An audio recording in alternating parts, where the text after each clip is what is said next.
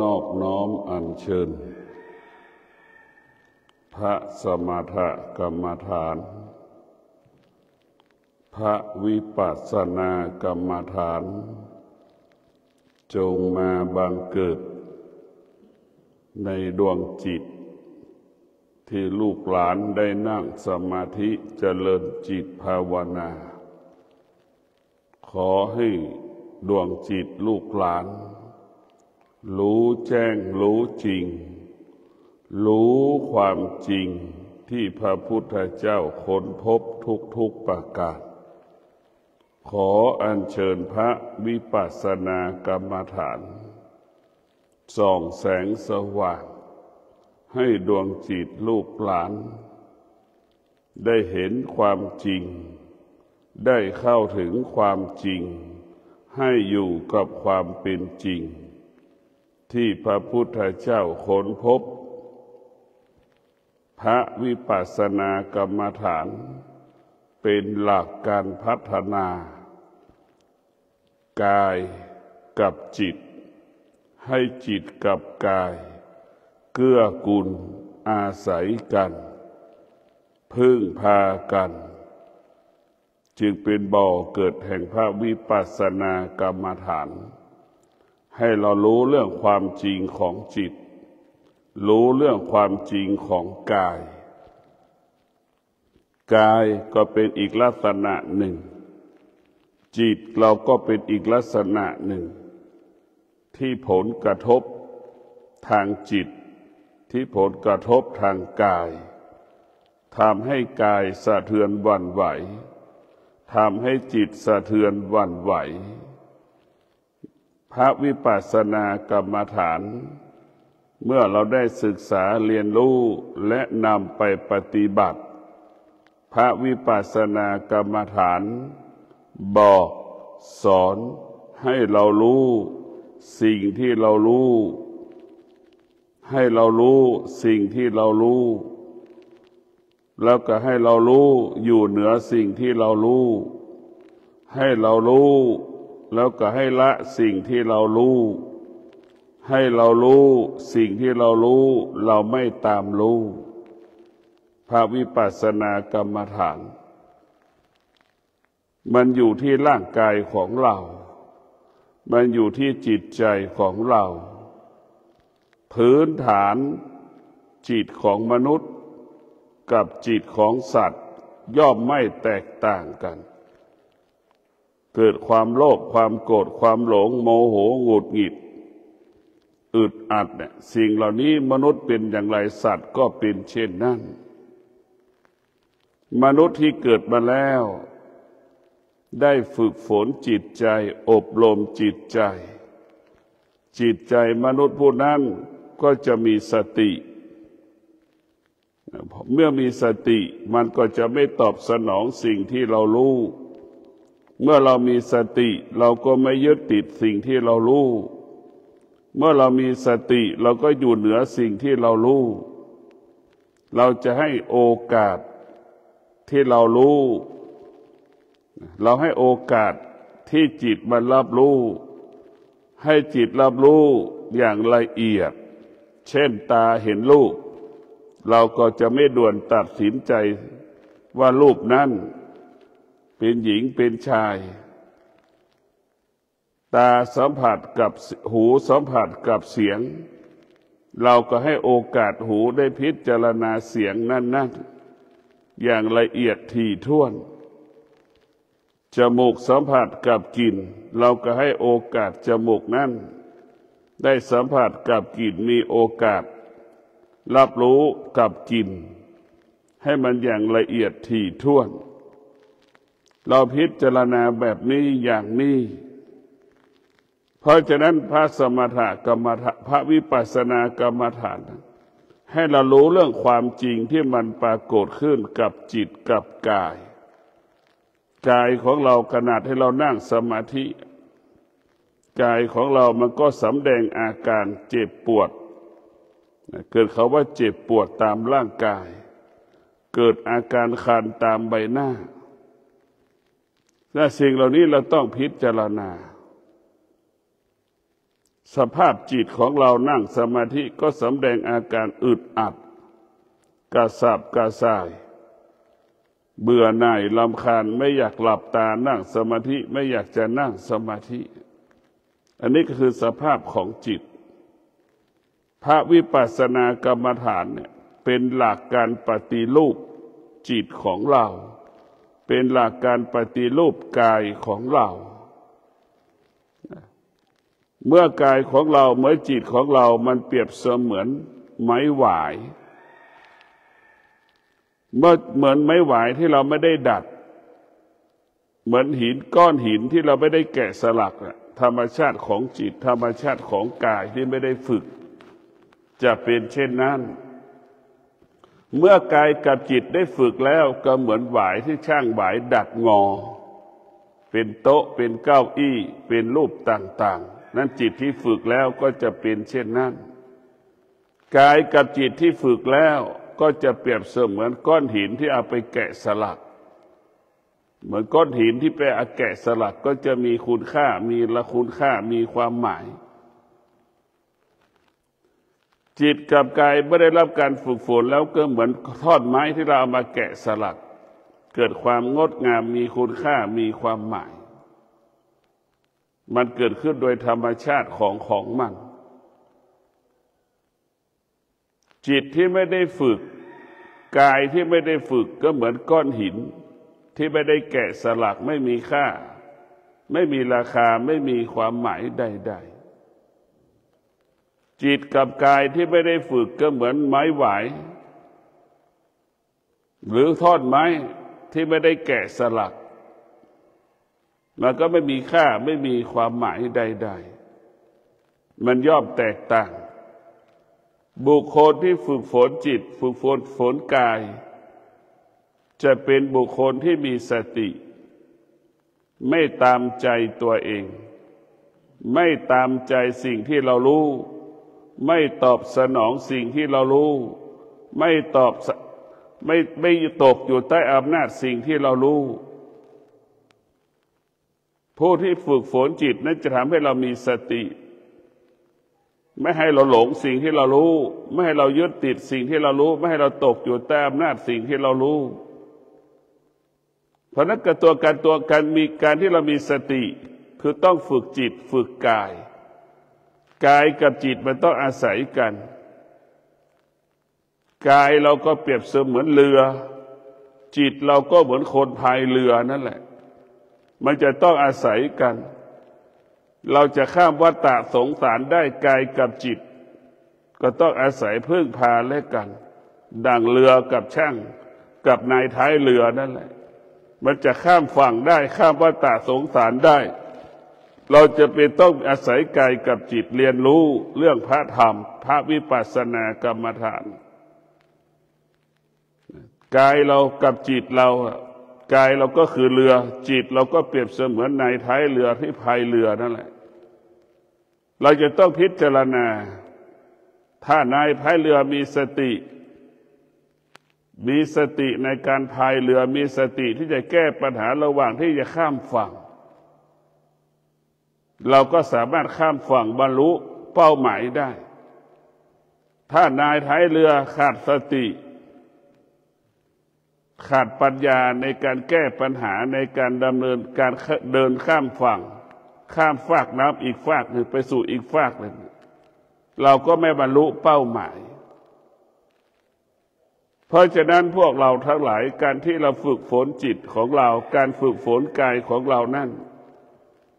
ทำให้เรารู้เรื่องความจริงที่มันปรากฏขึ้นที่กายของเรากายกับจิตมันก็จะเป็นข้อกายกับจิตถ้าไม่ได้ฝึกมันก็จะมีข้ออ้างข้อแก้ตัวกายก็มีข้ออ้างข้อแก้ตัวจิตก็มีข้ออ้างข้อแก้ตัวมันมีข้ออ้างข้อแก้ตัวถ้าเราไม่ได้ฝึกจะมีข้ออ้างข้อแก้ตัวตลอดเวลาถ้าเราฝึกฝนจิตฝึกฝนกายนี่เราจะไม่มีข้ออ้างจะไม่มีข้อแก้ตัวเพราะมันอยู่กับความเป็นจริงอยู่กับความเป็นจริงเช่นเราอยู่เฉยๆเช่นเรานั่งสมาธิเราก็เกิดคำว่าทุกข์ทรมานลำบากเห็นไหมคนที่ไม่ได้ฝึกก็จะบอกแบบนี้ คนที่ฝึกสมาธิมันก็บอกว่าทำงานทำให้มันทุกข์ทรมานลำบากคนไม่ได้ฝึกจิตไม่ได้ฝึกกายมันก็จะเป็นแบบนี้ไอ้คนที่มันฝึกจิตฝึกกายเนี่ยมันก็จะรู้ความจริงว่ายืนอยู่เฉยๆเดินอยู่นานๆมันก็เป็นทุกข์ทำงานนานๆมันก็เป็นทุกข์เนี่ยมันจะรู้ความจริงแบบนี้มันจะไม่มีเหตุผลใดๆทั้งสิ้นคนที่ไม่ได้ฝึกจิตไม่ได้ฝึกกายยืนนานๆก็บอกว่าเป็นทุกข์นั่งนานๆก็บอกว่าเป็นทุกข์ทำงานนานๆก็บอกว่าเป็นทุกข์คือมันเป็นทุกข์ตลอดมีข้ออ้างข้อแก้ตัวเพราะว่าผู้ไม่ได้ฝึกจิตไม่ได้ฝึกกายก็จะเป็นผู้ที่ไม่รู้ความจริงเมื่อไม่รู้ความจริงมันก็ตกอยู่ใต้อำนาจอวิชชาคือความไม่รู้จนเราตายเราฝึกฝนจิตฝึกฝนกายเพื่อให้เกิดวิชาคือรู้เรื่องความจริงอารมณ์ของเราเนี่ยมีเขาว่าไม่มนุษย์ทุกคนเกิดมาเนี่ยไม่รู้จักเขาว่าความทุกข์ไม่มีในโลกมนุษย์ทุกคนเกิดมาแล้วไม่รู้จักเขาว่าความสุขไม่มีในโลกมนุษย์ทุกคนเกิดมาแล้วไม่เคยสัมผัสกับคำว่าทุกข์ก็ไม่มีในโลกทุกคนเกิดมาแล้วมนุษย์ไม่เคยสัมผัสความสุขก็ไม่มีในโลกมนุษย์เกิดมาแล้วไม่สามารถอยู่กับความทุกข์นั้นได้ไม่มีในโลกไม่สามารถอยู่กับความสุขได้ก็ไม่มีในโลกความสุขเกิดขึ้นกับมนุษย์แล้วไม่จากไปก็ไม่มีในโลกความทุกข์ความสุขความทุกข์ที่เกิดขึ้นไม่จากไปจากมนุษย์ก็ไม่มีในโลกเพราะความสุขความทุกข์มันเกิดขึ้นแล้วมันก็จากผู้ที่ฝึกฝนจิตก็จะรู้ความจริงรู้ความจริงละความจริงรู้ความจริงไม่ยึดติดความจริงนี่แหละมันกายกับจิตมันจึงเป็นอิสระเพราะเราตัวรู้เมื่อเรารู้ก็เป็นอิสระถ้าเราไม่รู้มันก็ไม่เป็นอิสระเราก็ตกอยู่ใต้อำนาจมันครอบงำเหมือนไก่อยู่ในสุ่มไก่ได้ไหมเหมือนไก่อยู่ในสุ่มไก่ถ้าไอ้ตัวไม่รู้นี่เราก็จะเหมือนไก่อยู่ในสุ่มไก่ถูกขังด้วยอวิชชาสุ่มไก่นั่นคืออวิชชาเราไอ้ตัวหัวใจเราที่ไม่มีแต่อวิชชาก็เหมือนไก่นั่นแหละมันไม่รู้ก็ถูกขังวกไปวนมาวกไปวนมาอยู่ในสุ่มไก่ไอ้คนที่ไม่ได้ฝึกจิตกับเวียนว่ายตายเกิดกับความสุขความทุกข์นั่นแหละสุขเกิดก็สำแดงอาการทุกข์เกิดก็สำแดงอาการคนที่ไม่ได้ฝึกจิตก็จะเป็นพินิจคือมีอวิชชาอยู่ในหัวใจคือไม่รู้ก็ตกอยู่ใต้อำนาจความสุขความทุกข์คนที่ฝึกฝนจิตคนที่ฝึกฝนกายจึงกลายเป็นผู้รู้จิตก็เป็นผู้รู้มันจะไม่ตกอยู่ใต้อำนาจสิ่งที่เรารู้สุขเกิดขึ้นก็สงบนิ่งทุกข์เกิดขึ้นก็สงบนิ่งไม่ต้อนรับและไม่ปฏิเสธรู้ว่าสุขมันเกิดรู้ว่าทุกข์มันเกิดรู้ว่าสุขกับทุกข์เกิดขึ้นแล้วมันก็จากเรารู้สิ่งเหล่านี้เราก็อยู่เหนือสิ่งที่เรารู้แล้วก็อยู่เหนือสิ่งที่เรารู้แล้วเราก็ไม่ตอบสนองสิ่งที่เรารู้จิตที่มันฝึกมันจะเป็นเช่นนี้จะไม่ตกอยู่ใต้อำนาจความสุขความทุกข์หรือความสุขความทุกข์ที่มันเกิดขึ้นก็ไม่มีค่าไม่มีราคาไม่มีความหมายใดๆเราไม่เกิดอาการเราไม่สำแดงอาการกับมันเพราะเราจิตของเราเป็นผู้รู้กายของเราเป็นผู้รู้ก็ไม่ยึดติดจิตกับกายมันเป็นผู้รู้มันก็ไม่ปรุงแต่งกายของผู้รู้ก็เหมือนกายของคนบ้าจิตของผู้รู้ก็เหมือนจิตของคนบ้าคือเสื้อผ้าไม่สะอาดแค่ปกปิดร่างกายเห็นไหมแค่นั้นก็พอแล้วเสื้อทุกตัวใส่แค่ปกปิดร่างกายไม่จำเป็นต้องสวยงามคุณค่าของคนไม่ได้อยู่ที่การใส่เสื้อที่มียี่ห้อแบรนด์เนมนี่แหละคือจิตที่เป็นผู้รู้กายเป็นผู้รู้มันจะรู้แบบนี้จะรู้ความจริงซึ่งความเป็นจริงเสื้อทุกตัวที่เราใส่ปกปิดร่างกายกางเกงกระโปรงที่เราใส่ก็ใช้แค่ปกปิดร่างกายกันร้อนกันหนาวกัดแมลงกัดต่อยอันนี้แหละคือประโยชน์ของการใส่เสื้อผ้าเราจึง เมื่อเราฝึกจิตฝึกกายเราจะเป็นผู้รู้ความจริงนะ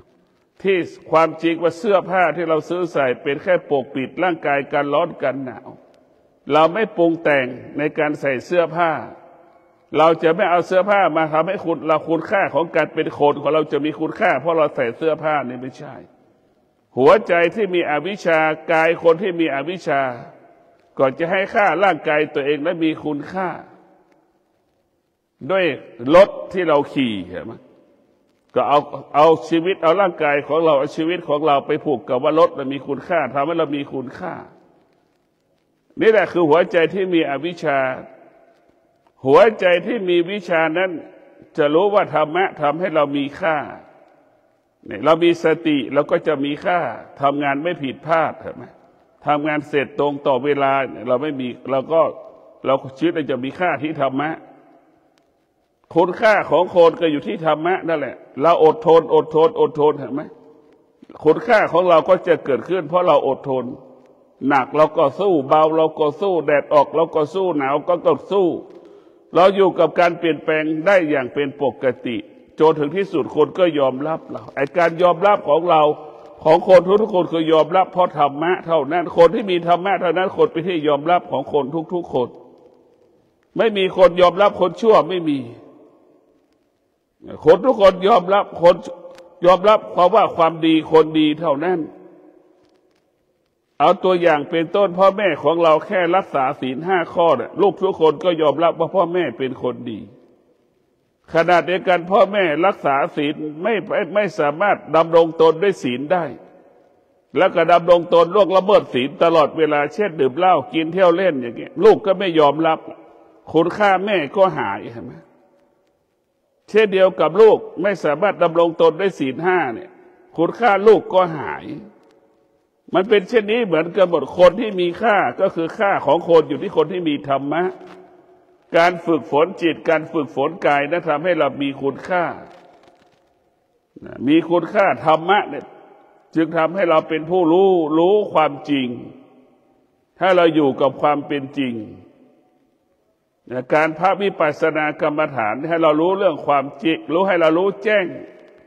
รู้ความจริงรู้แจ้งซึ่งในความเป็นจริงกินก็แค่อิ่มนะมันก็ไม่ปรุงแต่งในการกิน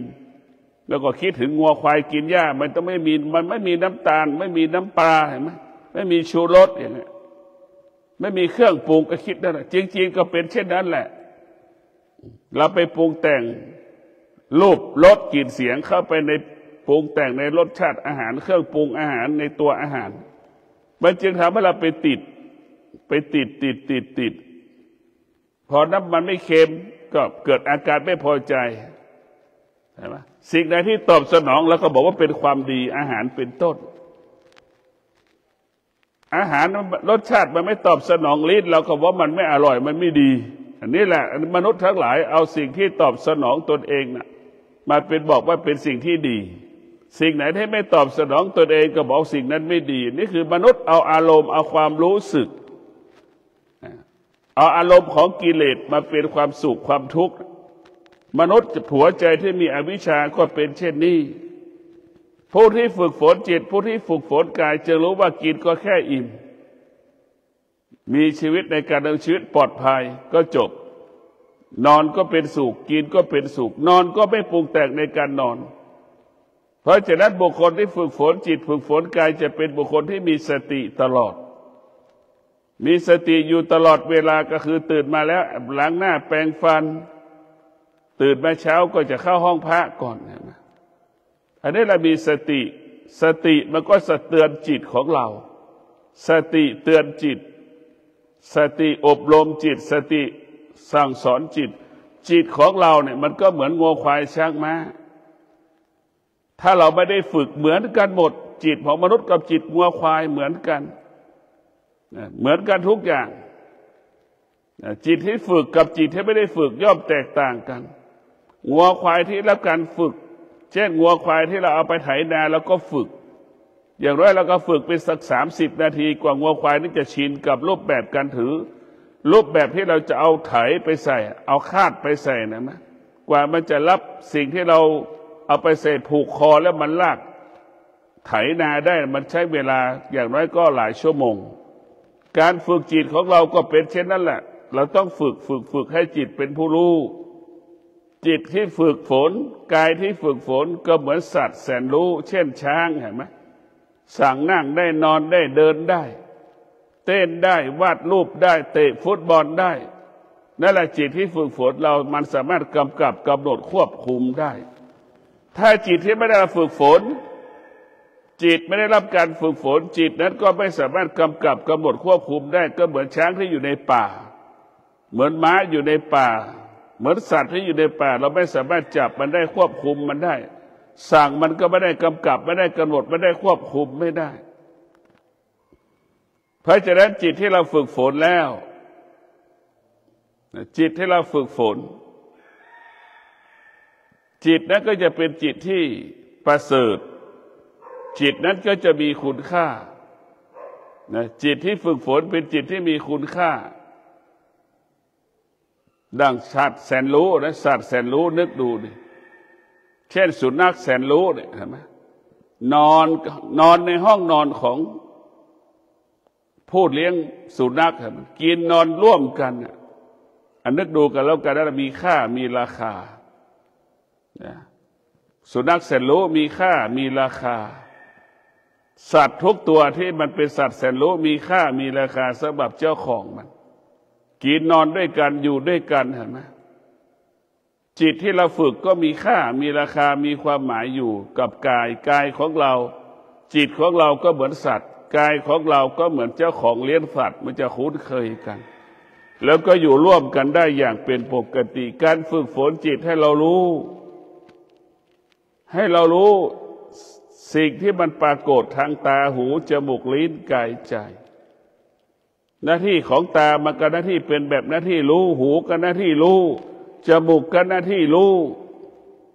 ลิ้นก็หน้าที่รู้กายก็หน้าที่รู้จิตก็หน้าที่รู้มีสองรู้บวกกับลบรู้สิ่งที่ทำลายชีวิตรู้สิ่งที่สร้างสรรค์ชีวิตเราจะเลือกเอาตัวไหนสิ่งที่เรารู้แล้วอยู่ความเป็นจริงที่เรา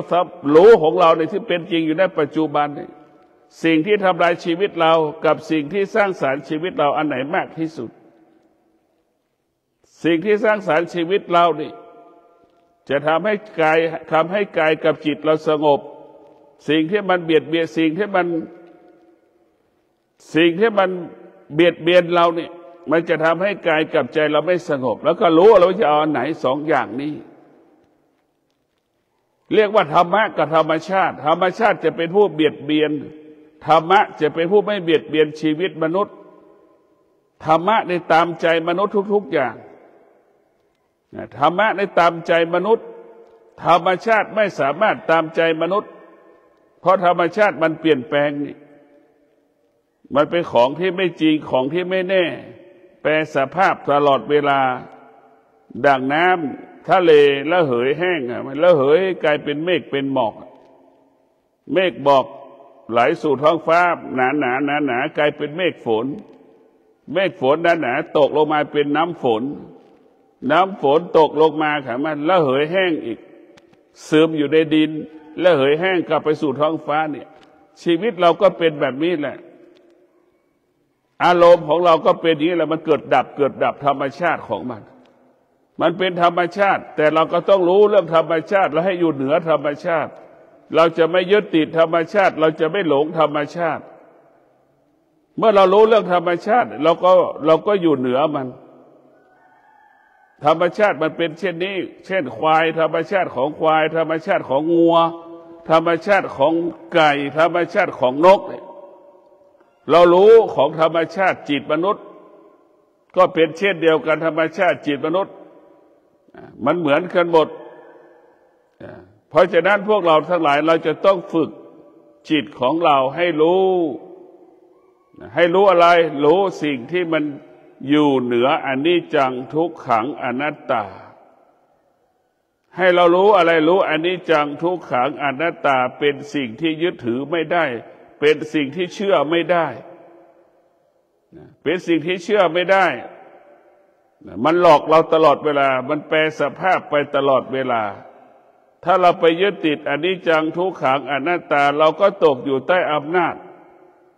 สิ่งที่เรารู้ตั้งแต่เราเกิดจนเราตายหากเรามีปัญญาเรามีสติมีปัญญาเราจะอยู่เหนืออนิจจังทุกขังอนัตตาเมื่อเรามีปัญญาเราก็จะอยู่เหนือสิ่งที่เรารู้ทั้งหมดสิ่งที่เรารู้ทั้งหมดเราก็รู้ว่ามันไม่เที่ยงมันไม่เที่ยงเพราะฉะนั้นผู้รู้ทั้งหลายจึงรู้แล้วจึงละรู้ความจริงจึงละความจริงสิ่งที่เรารู้คือมันไม่เที่ยงมันไม่เที่ยงเพราะฉะนั้นพวกเราทั้งหลายเรามีสติพิจารณาชีวิตของเราชีวิตของเรามันไม่มีอะไรแน่นอนร่างกายของเรามันก็เกิดความเจ็บป่วยเจ็บปวดทุกข์ทรมานลำบากแสดงอาการตลอดเวลาจิตของเราก็อึดอัดหงุดหงิดแสดงอาการโมโหหงุดหงิดอยู่ตลอดเวลาเราต้องพิจารณาเราจะเป็นต้องใช้พระสมถกรรมฐานพระวิปัสสนากรรมฐานนี่แหละเป็นผู้ปฏิรูปพระวิปัสสนากรรมฐานพระสมถกรรมฐานคือผู้ปฏิรูปกายกับจิตเราผู้ปฏิรูปให้เรามีสติรู้เช่นเรามาอยู่วัดเรามีสติรู้เมื่อเรารู้แล้วเราไม่ตอบสนองมันนี่คือเราไปมีสติปฏิรูปเราปฏิรูปจิต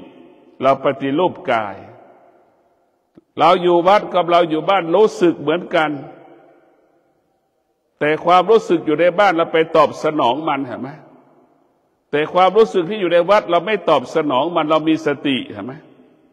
เราอยู่วัดเรามีสติเราจะไม่ตอบสนองสิ่งที่เรารู้ไม่ตามใจสิ่งที่เรารู้แต่เราอยู่บ้านเรามีความรู้สึกแต่เราไปตอบสนองความรู้สึกเพราะเราขาดสติอยู่บ้านทำให้เราขาดสติเราไปตอบสนองสิ่งที่เรารู้เช่นเราอยู่วัดเห็นไหมเราอยู่วัดเราใส่ชุดขาวกางเกงขาวก็ดีเสื้อผ้าถุงขาวก็ดี7 วันก็สีเดียวนั่นแหละเห็นไหมแต่ถ้าเราอยู่นอกบ้านนะ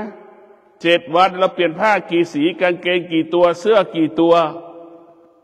นึกดูกันแล้วกันเนี่ยเราไปตกอยู่ใต้อำนาจมันไปตอบสนองมัน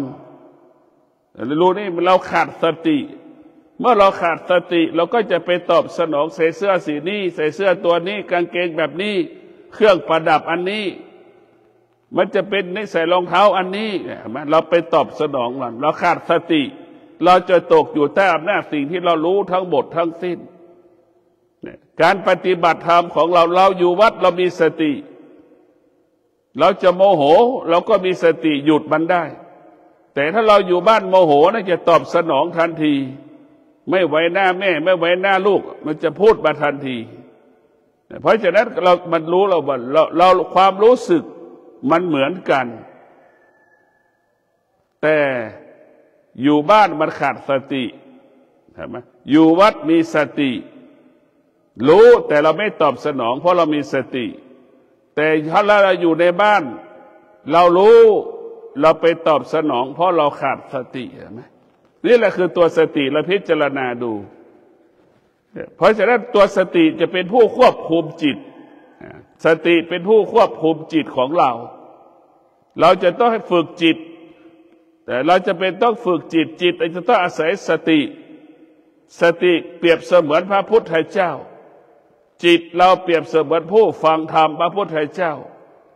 จิตเราเมื่อเอาธรรมไปปฏิบัติแล้วเราก็จะเป็นตามที่พระพุทธเจ้าบอกทุกๆประการสติฝึกฝนจิตดังพระอรหันต์ทุกรูป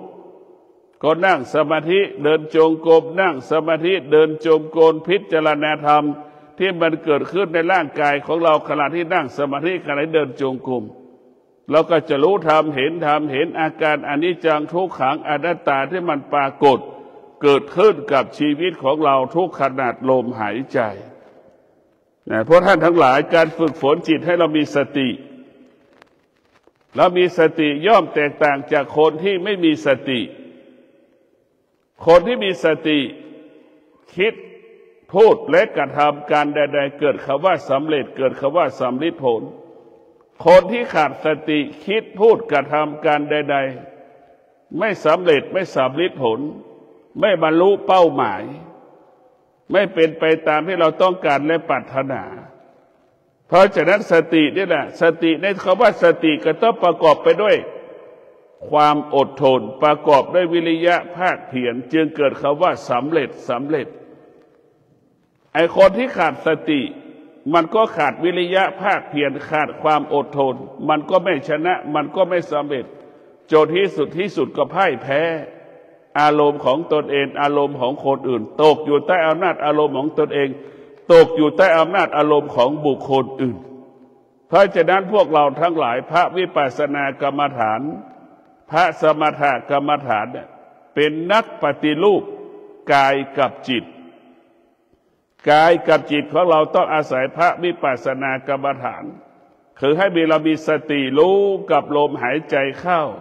มีสติรู้กับลมหายใจออกมีสติรู้อาการเวลาเราจะรู้เราก็ลุกเราก็รู้จะนั่งเราก็รู้เดินเราก็รู้เท้าขวาเท้าซ้ายออกก็รู้ซ้ายออกย่างก้าวเราก็รู้ขวาย่างก้าวเราก็รู้เรียกว่ารู้นั่นแหละก็ขอให้พวกเราได้มีสติพิจารณา